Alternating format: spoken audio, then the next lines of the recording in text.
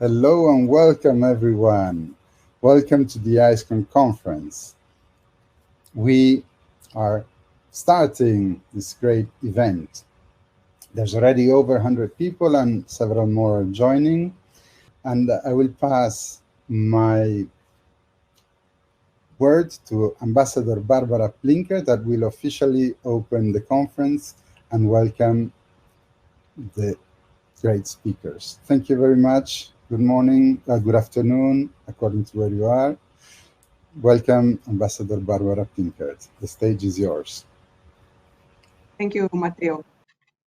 Dear participants of the Asia-Europe Sustainable Connectivity Scientific Conference, ladies and gentlemen, good morning, good afternoon, and good evening, depending on from wherever you're joining. It's my great pleasure to welcome you all from across Asia and Europe to AESCON. Initially, this conference was meant to take place in Singapore, where I am the European Union ambassador and where I am right now. Singapore was an obvious choice as a venue for a conference on connectivity, as a hub that connects Europe and Southeast Asia and East Asia, as well as with Australia and New Zealand, and that attracts businesses, financial services, and science and research from all over the world. But due to the COVID-19 crisis that has spared none of us, our plans have dramatically changed and the notion of connectivity has developed further, adapting to our new reality, where, for example, traveling around the world to meet and connect was a normal part of our lives. We have quickly adapted to a new reality much more based on digital connections. The AESCON conference that will bring us closer together virtually in the next 4 days is an expression of this new reality. One thing is clear, COVID-19 has not diminished the need for connectivity, but on the contrary, it has even emphasized the necessity for more connectedness. Just like other challenges that are global in nature, as they don't know borders, this challenge of a global pandemic necessitates us to come together to find solutions that go beyond individual countries, regions, or continents.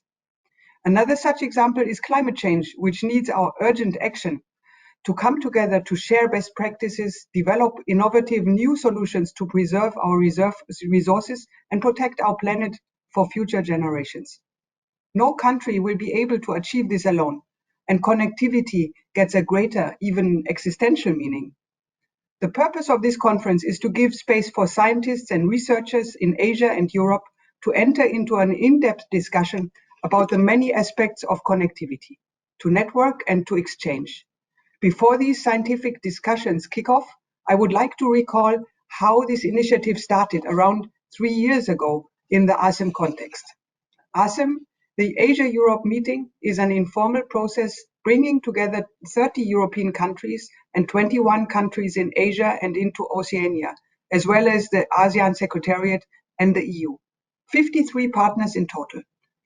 With connectivity becoming ever more important, some years ago the definition of connectivity was extensively discussed in the ASEM context, involving all participating countries. As you can imagine, this was a complex task, but in the end, all ASEM partners agreed on how they understand connectivity and which elements are important for them. This was a significant milestone, and I would like to cite the most important elements from the ASEM Sustainable Connectivity definition as a basis of discussions in the next days. So I quote, "Connectivity is about bringing countries, people, and societies closer together. It facilitates access and it's a means to foster deeper economic and people-to-people ties. It encompasses the hard and soft aspects, including the physical and institutional, social, cultural linkages that are the fundamental supportive means to enhance the economic, political, security, and socio-cultural ties between Asia and Europe, which also contribute to the narrowing of the varying levels of development and capacities. Over the past years, the EU strongly and actively supported this process to foster greater connectivity between Asia and Europe as a good starting point for concrete initiatives. One such activity was the ASEM Connectivity Inventory, which consolidated the lessons learned in the field of connectivity from countries in the past years. Another one was the ASEM Sustainable Connectivity Portal, which offers a wealth of connectivity and sustainability-related data to help policymakers researchers and businesses gather insights into the state of connectivity between the ASEAN partners.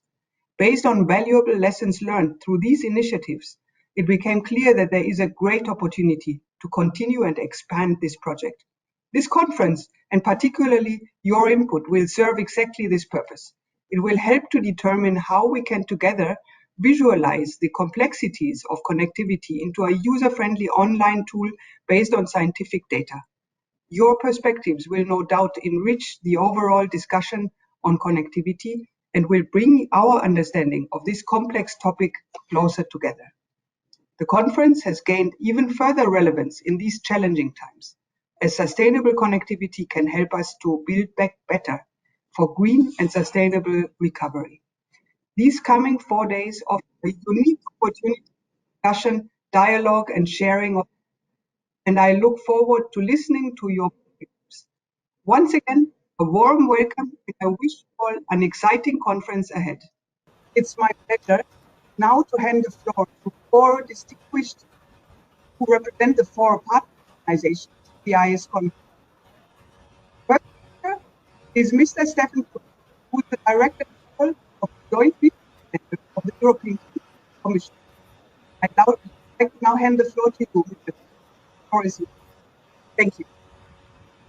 Well, thank you very much, Ambassador Plinkett, for your very kind words and a very warm welcome on my part to everybody who's joining online, wherever you are. Here I am in a very sunny Brussels early in the morning, so it's a great pleasure to be with you.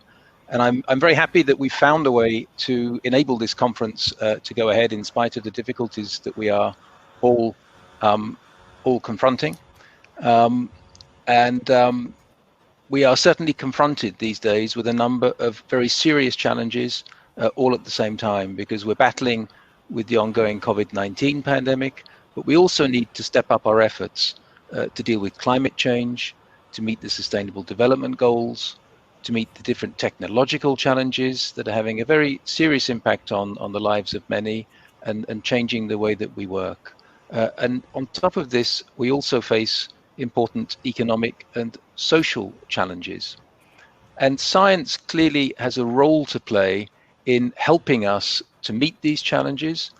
And in my remarks today, I would like just to focus briefly on three areas where I believe we can usefully strengthen our efforts and make a real difference by working more closely together. So I'll just go through these three different areas briefly. The first is that we need to strengthen the interface between science, policy, and the political level. And here in Brussels, I head up the European Commission's Joint Research Center, and we have over 2,000 scientists here providing scientific support across the entire range of European Union policies. And I took the lead of this organization fairly recently, right in the middle of the COVID-19 pandemic, which was an interesting experience in itself.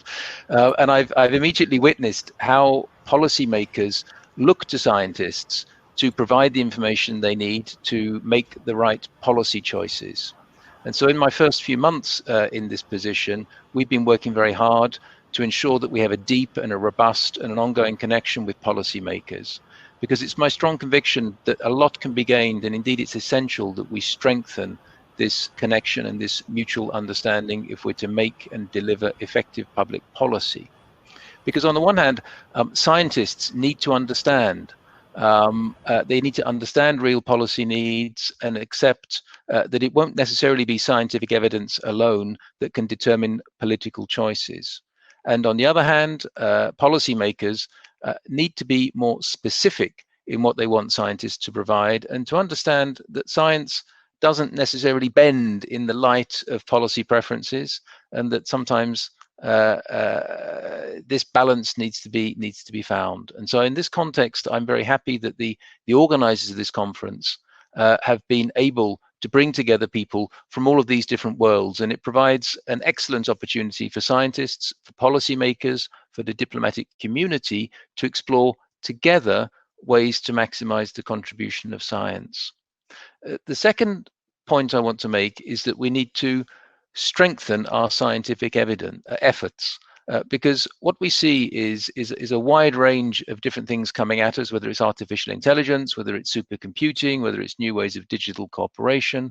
And many of these things are challenging us to find new answers and new ways of applying science. And I think that this is an area that this conference can usefully explore. In the Joint Research Centre here in the European Union, we have a lot of expertise in working at a multidisciplinary level to contribute to this, and we're certainly fully mobilized, for example, in supporting the recovery package that will support the European Union in rebounding from the COVID-19 pandemic and making the best out of the investments that we need to make to drive a twin transition, a green transition, and a digital transition. On the specific field of sustainable connectivity, the Joint Research Centre is also very active. To give you a couple of examples, our scientists in our competence centre on composite indicators and scoreboards have identified the most relevant and available indicators to measure connectivity in its physical, economic, political, institutional, and people-to-people forms, so we know where we are. We've provided an online interactive tool to make information accessible and reachable to everybody, from researchers and policy analysts to businesses and policymakers. And we've also been involved in the dissemination of European standards, for example, in the construction sector in Southeast Asian countries, where major constructions have been designed adopting these standards. And the third area that I want to focus on today is on the need to strengthen international cooperation. It's a self-evident that the challenges that we all face are global, and so the answers need to be found through global cooperation. The European Commission, of course, is a very strong advocate of international cooperation. We attach great importance to our relations with our Asian partners, and AESCON can certainly help promote connectivity in areas such as transport, energy, information technology, as well as human and institutional relations, which are very important in binding our ties together. To give you just one concrete example, we recently did a study on ASEAN sustainable connectivity, and we found that over 200,000 scientific articles were the fruit of collaboration between Asian and European research institutions each year. And it's my firm belief that this number of cross-border scientific collaborations, which is already very vibrant, has the potential to be even higher if we can intensify our cooperation and our connectivity. And strengthening this interface between science, policy, politics, strengthening our scientific efforts and strengthening international cooperation, all of these elements come together in this conference, which is in itself an excellent example of European and Asian cooperation. So I believe that our cooperation will bring valuable results, and certainly the Joint Research Centre is highly committed to contributing. Now, as I conclude, I understand that the organisers have invited each of the speakers to show an object of our choice to show what connectivity means to us. Now, I've scratched my head hard on this, and I've brought with me an extremely high-tech object, which I shall show to you now. Here it is. Voila. And even if in these strange times we spend more time washing our hands than we do shaking hands, I still believe that the hand is a very strong signal of partnership, and I hope that the virtual handshake that we share in this conference will help enrich the strong and the vibrant partnership between us. So thank you very much, and I wish you all a very fruitful conference. Thank you. Thank you very much, Mr. Quest, for this intervention and for giving some food for thought for this conference going forward. Our next speaker is Mr. Toru Morikawa, who's the Executive Director of the Asia-Europe Foundation. I hand over the floor to you, Mr. Morikawa. Thank you, Ambassador, for giving me the floor. Yes. Good morning for the participants from Europe. Good afternoon for the participants from Asia. It is a great pleasure to welcome you today on behalf of the Asia-Europe Foundation, ASEF, one of the partners of AESCON, the Asia-Europe Sustainable Connectivity Scientific Conference. My name is Morikawa Toru, and I am the Executive Director of ASEF. ASEF is an intergovernmental not-for-profit organization which brings together the people of Asia and Europe. We respect diversity, facilitate innovation, and link civil society to the Asia-Europe meeting process. In short, ASEAN, which is an intergovernmental cooperation forum with partners from 51 countries and 2 institutions in Asia and Europe. ASEAN has been an important driver in the relationship between its partner countries. ASEF is the sole permanently established institution of the ASEAN process.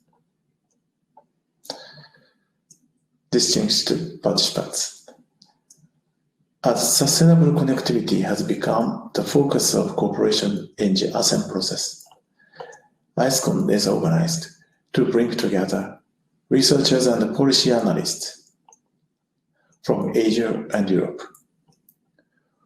We are grateful to the other partners and the EU as donor to organize this important meeting. Taking the actual pandemic of COVID-19 into account, we commend the timeliness of the meeting. Distinguished participants, please allow me to talk a bit more about ASEF.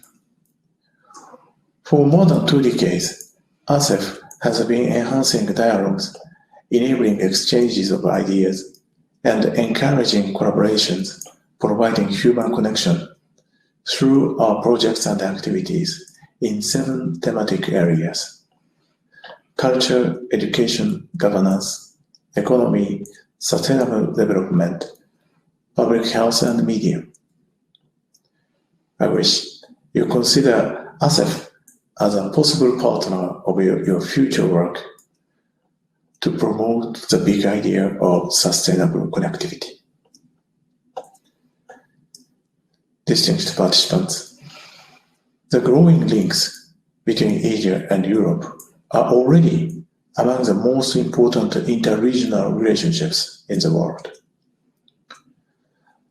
According to an article of the World Economic Forum, before the pandemic, Asia and Europe are global leading trade partners, trading more between them than between any other regions in the world, with $1.5 trillion in trade.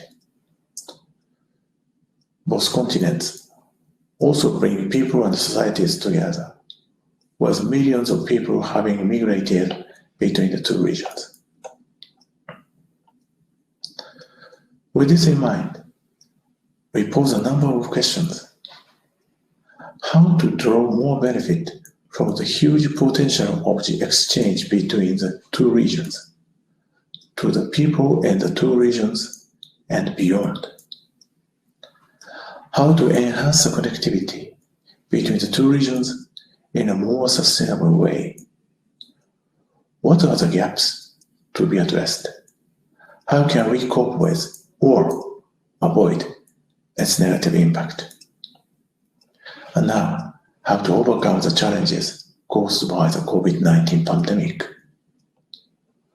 Where do we focus and allocate our limited resources? Distinguished participants, we wish, through the reports and the discussion in these events, our participants and partners are able to share their best practices, find commonalities, and learn from each other for enhanced mutual understandings among them, and further, to provide food for thought to different policymakers of the ASEAN process. We hope that this event will open up the doors for collaboration with many more like-minded organizations. With that, I will end my speech by wishing all of you will benefit from the exchange of friendship, knowledge, and ideas in this meeting. May this conference be the precursor to more initiatives to enhance the sustainable connectivity between our two regions. Now, I would like to share a picture with you of what connectivity means for me. Connectivity is indispensable for human beings because human beings support each other by nature. This is a photo of my colleagues in ASEF who do their best to enhance connectivity between Asia and Europe as they work from home during the COVID-19 pandemic. I commend them and all the people who do the same efforts in every corner of our two regions with passion and belief in connectivity. Thank you very much. Thank you very much for this thoughtful introduction, Mr. Morikawa, and your introduction from ASEF to AESCON. Next on our list of distinguished speakers for this opening ceremony of AESCON is Mr. Koji Hachiyama, who is the Chief Operating Officer of the Economic Research Institute for ASEAN and East Asia. I would like to hand over the floor now to you, Mr. Hachiyama. Please.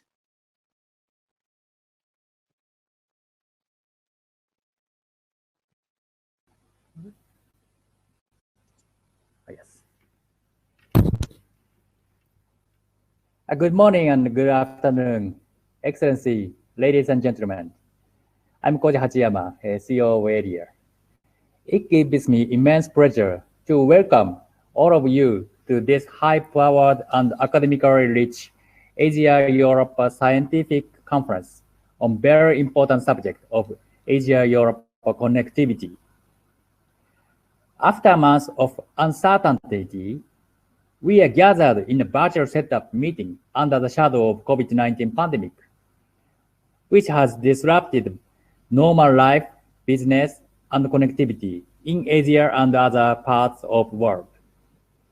It is a timely reminder to all present here that connectivity enters not just infrastructure and strategy for trade and economic cooperation, regulation, and soft infrastructure, but it enters connectivity and cooperation in all aspects, especially in knowledge exchange, sustainable development, security, and mobility of people.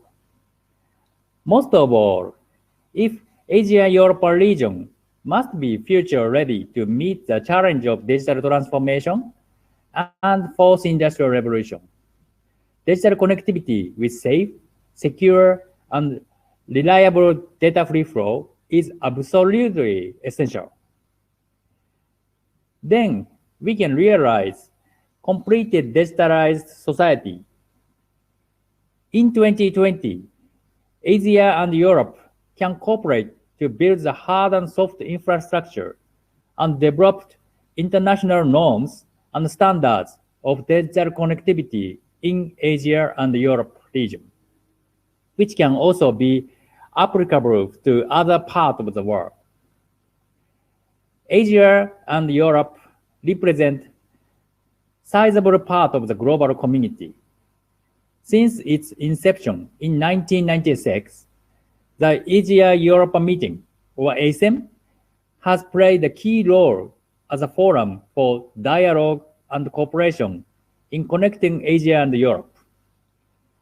I'm particularly pleased to see this conference form an important event of the 13th ASEM, which will be held next year in Cambodia.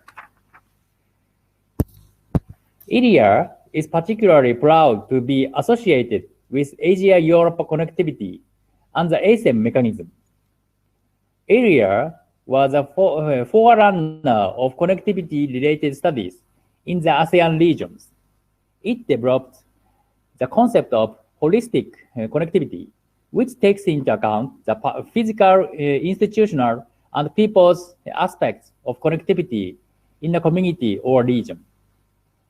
Our connectivity-related research is also helping closer economic cooperation between Asia and Africa and Asia and Europe. To support the ASEAN Summit, AREA prepared the ASEAN Connectivity Vision 2025 jointly with Mongolia in 2016. In 2018, AREA supported the European External Action Service and prepared the Brussels report on strengthening Asia-Europe connectivity for the 12th ASEAN Summit. AREA also supported the ASEAN Pathfinder Group on connectivity in developing an inventory of ASEAN connectivity activities to draw out tangible area of cooperation in connectivity in ASEAN. In 2020, AREA is supporting the ASEAN Chair Cambodia through a plenary study on inclusive, sustainable, and future-ready ASEAN. Scholars and policy experts from Asia and Europe are contributing to this plenary project, which will be presented to the ASEAN leader in the summit.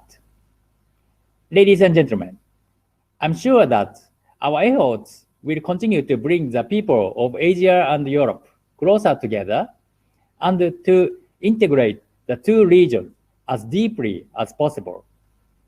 I wish this conference every success over the next day. Thank you very much.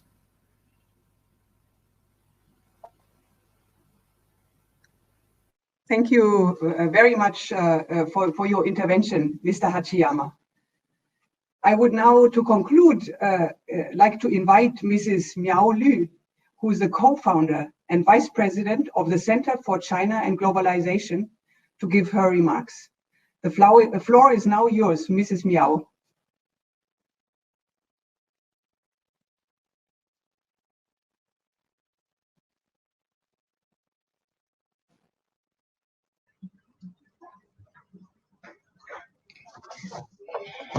Thank you. Thank you for your introduction.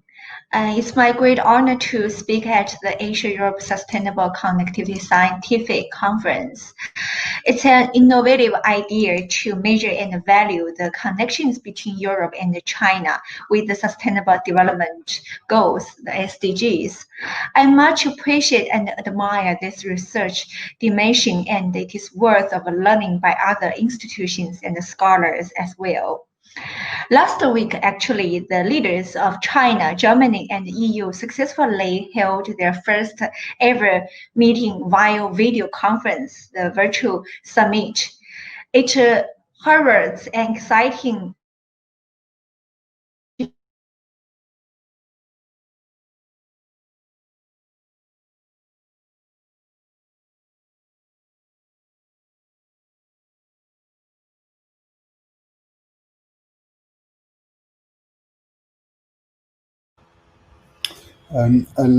Hello, I'm sorry. I think we have lost the connection with Miao Lu. We will try to get it back.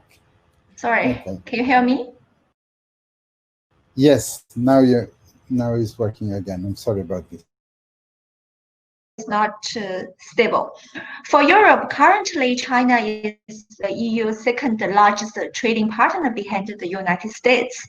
According to the Business Confidence Survey 2020 published by the European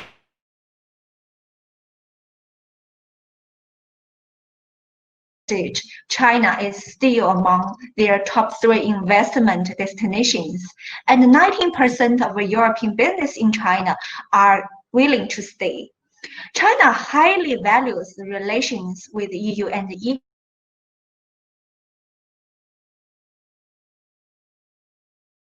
in order to deal with the various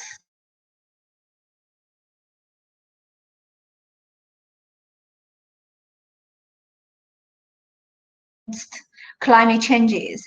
and seek to stronger cooperation in business, promote enforcement of IPR, and also work together towards other goals of SDG.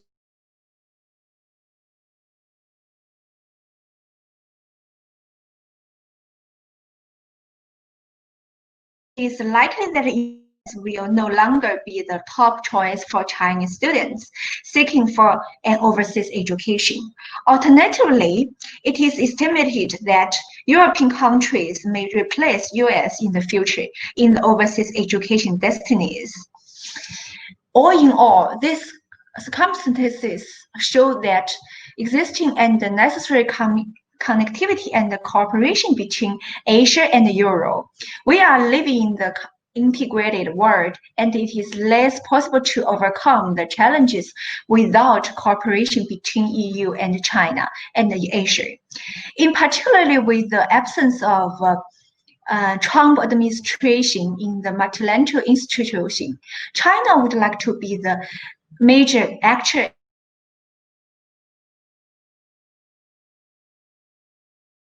regions can also seek